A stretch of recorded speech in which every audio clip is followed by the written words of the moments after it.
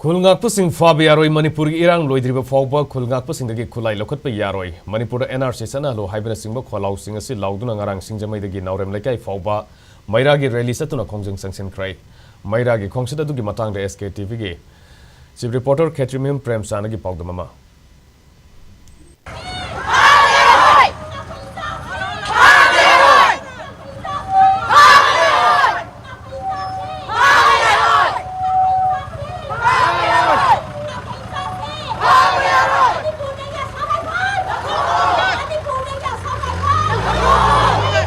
मणिपुर मे अहुमदगी इरांग थोखरब मतुंगा तोवान तोवान मणिपुरी मफम कयादा कोई खोंजंग क्या चंसन खरे दुबु मतम खरे लेबरो मतुंगा बोट लो मतुंगा हौजु हौजिमक पार्लियामेंट तथरिङै मनुंगा मणिपुर की इमासिंग मणिपुर की ओइबा तोवान तोवान इशूसिंग कोला ओना सिजिनदुना हौजु हौजिमक मफम कयादा मेरा चटपगी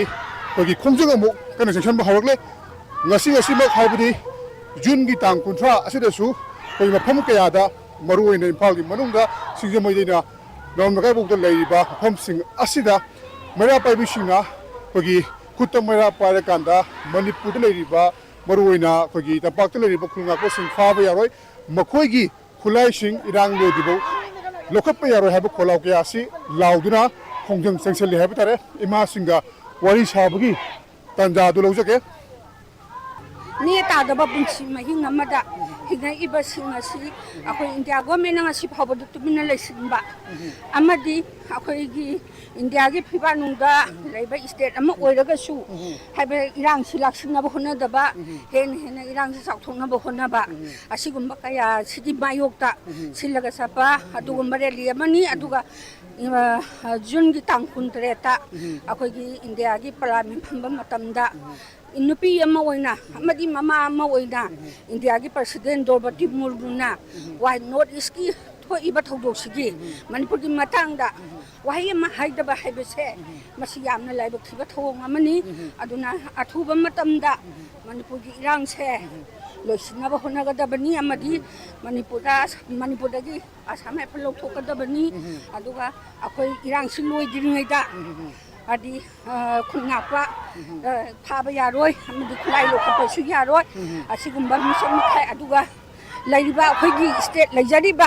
state ki langak sida unified command pidana abedi unified command se mapalong dagi lapa mayang amadi sinaba habese masi manipur miyam ni yabang amlo aduna khoigi state ki home pai riba chief minister da unified command athuba matam da sinadana power pidana ai khoigi irang se losinaba khonabada india government na masi athuba matam da singadabni Hey, puru kunsa mari mangana kundai ba lamram masida. MLA tarana narco terrorist sin kuki sing salaga. Separate MC tangma matang da. India government no ko leiba. Kan khaba lal asida ngasi phawda Narendra Modi na Manipur lapida ba. Masi ko kandem tawi. Ago lal asi athuba da. Kalo sembiu. Lal asi na maram olaga. Semillon da Manipur se. Kudi ma ta awa ba mayong nariba. Adi mathagda maruaina khulnari bisa sin phaba yaroi. Khulai phagapa yaroi. Sin kuki da inhalaga.